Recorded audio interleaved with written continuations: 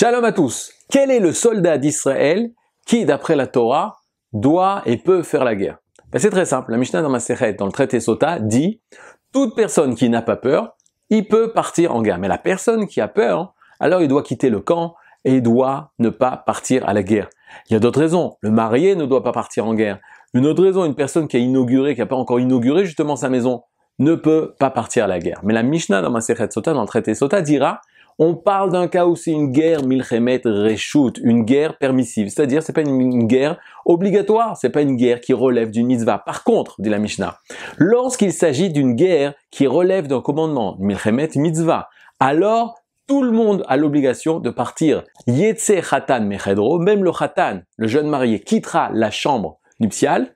Ve kala merupata, la kala sortira du dé nuptial, de sa cour choupa, pour partir en guerre et défendre le peuple d'Israël. Maintenant, on se pose la question d'où vient ce verset. C'est un verset qui vient du prophète Yoël. Et dans le prophète Yoël, on parle des guerres d'Israël terribles qui vont arriver à la fin des temps.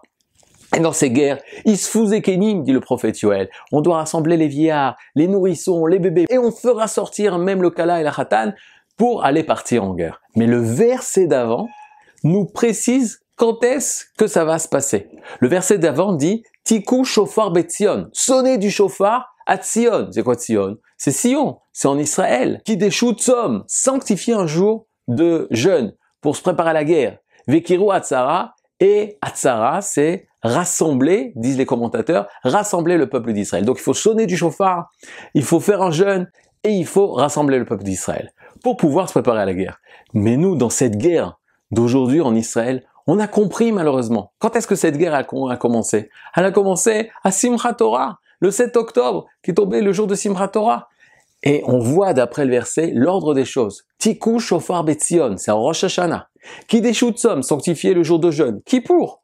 Kireu atzara. Atzara, c'est non seulement la rassembler, mais c'est Atzeret, c'est Shmini Atzeret, le 8e jour qui est appelé la fête de clôture, où tombe Simchat Torah.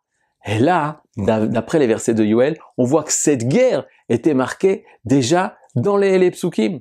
Mais à la fin, que va-t-il se passer? À la fin, Baruch Hashem, les psukim, les derniers versets de Yoël, disent qu'il y aura la destruction de toutes les personnes qui nous ont fait du mal. L'Égypte, Édom. Ils nous ont fait du Hamas, ils nous ont fait de la violence. Et Yehuda Teshev, Leolam Yehuda Teshev, et à jamais de nouveau, le peuple juif pourra s'installer en Israël dans la paix et la tranquillité et l'harmonie. Baruch Hashem, Bezrat Hashem, que se réalisent les paroles du prophète Yoël et au Nitzachon, à la victoire et à la paix d'Israël.